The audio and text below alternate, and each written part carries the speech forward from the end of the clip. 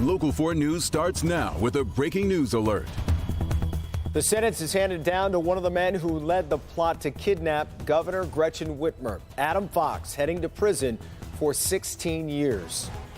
The sentence just announced within the hour at federal court in Grand Rapids. Fox was convicted along with Barry Croft Jr. It first broke in the spring of 2020 and has been in Grand Rapids and elsewhere covering this court case. Sean, is the first sentencing for one of the big fish, so to speak, and this could have been a much longer prison term, correct? It's actually a stunning sentence from federal judge Robert Yonker. Good afternoon to you, Jason. Good to hear from you. Here's the deal, guys.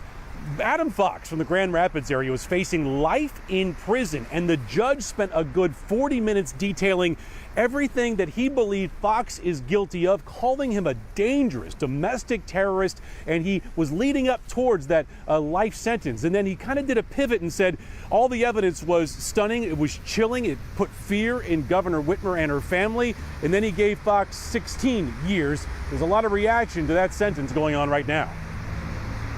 Adam Fox facing a possible sentence of life in prison for what prosecutors and a federal judge call his leadership role in the plot to kidnap Governor Gretchen Whitmer. No cameras allowed inside the federal courtroom in Grand Rapids this morning, where federal prosecutors laid out the chilling details of Fox looking to spark a violent revolution to overthrow the government using brute violence and kidnapping the governor to inspire others around the country to rise up and do the same. The judge agreed, saying Fox led the men who amassed assault weapons, body armor, zip ties, and even went to the governor's summer home in the middle of the night, a trip led by Fox to look to see how they would storm the governor's summer home and kidnap her. The judge said Fox's actions terrified not only the governor and her family, but other elected officials fearful of being targeted.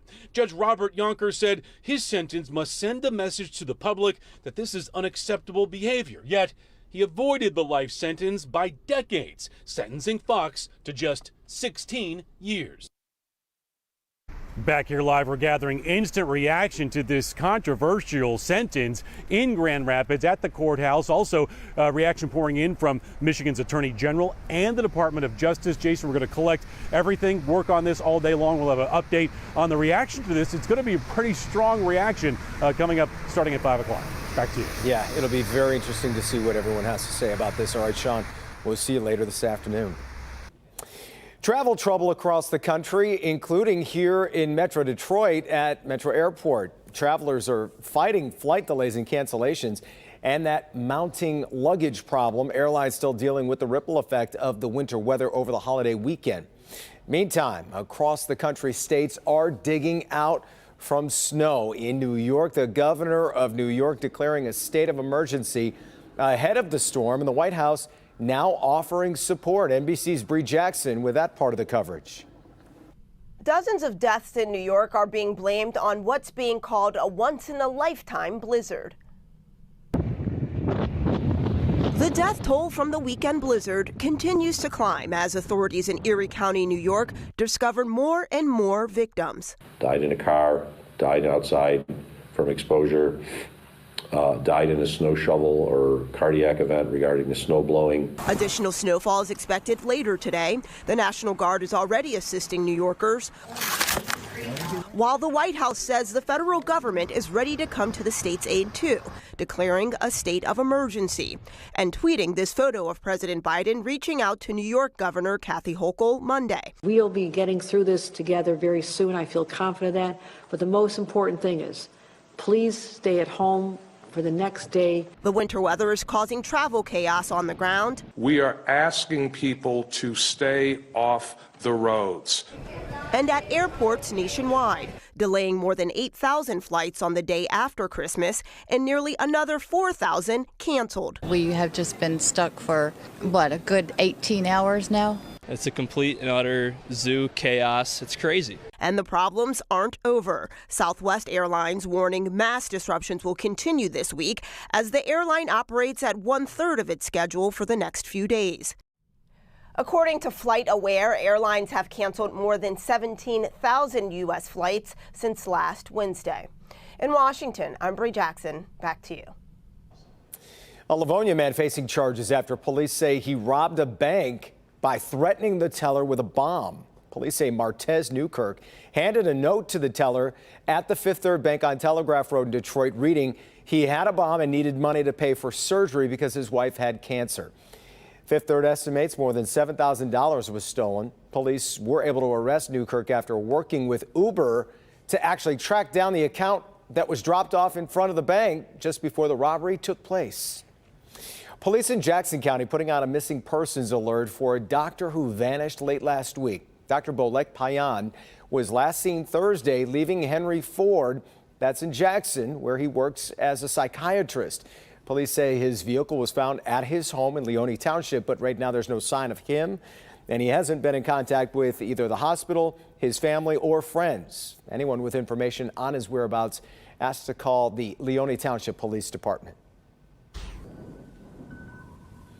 You are looking live at the Detroit skyline from across the river there. Obviously very peaceful, the river nice and calm as we get ready maybe to melt a little bit of that ice as we send it over to Paul Gross, who's been watching the forecast all day for us. Yeah, hey there, Jason. And you know what? There's some breaks up there. We actually have some breaks, which is good. I mean, now I have my banner up there, but if you look, I don't know if you can see above the banner at home. I have to get on my tiptoes, but right up there. Yeah, there are some patches of blue up there. So, I mean, listen, on TV I'm as tall as North Dakota, but in person I'm only as tall as Kansas. So it's kind of hard sometimes to get way up there. But in any event, we do have some breaks in the overcast. 25 degrees over at Metro. South-southwest wind at 13 miles per hour gives us a wind chill of 14, and winds are pretty much in the range what we forecasted today. We're looking at a south-southwest wind at 8 to 12 miles per hour. So all of us, that's not too bad. So again, you knock 5-10 degrees off the temperature, and that's your wind chill. So we can handle that. Rising up into the upper 20s for a high today, again with those breaks of sunshine. And then tomorrow, we really start taking off with those temperatures. We're going to see 10-degree increases in temperature each day for the next few days. In fact, take a look. I mean, this is like a ski slope here. And then we level off, but we stay above average. So the question is, when does the rain come in? How much of this can we enjoy? That part of the forecast we'll talk about in just a few minutes.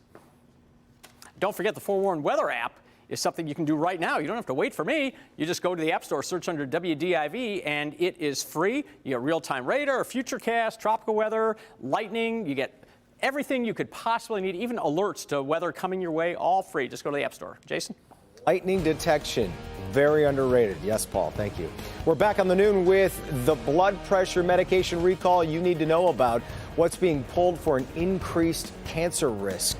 But first, migrants camping out in near freezing temperatures, anticipating a possible change in U.S. border policy. We're learning more about when that decision could come.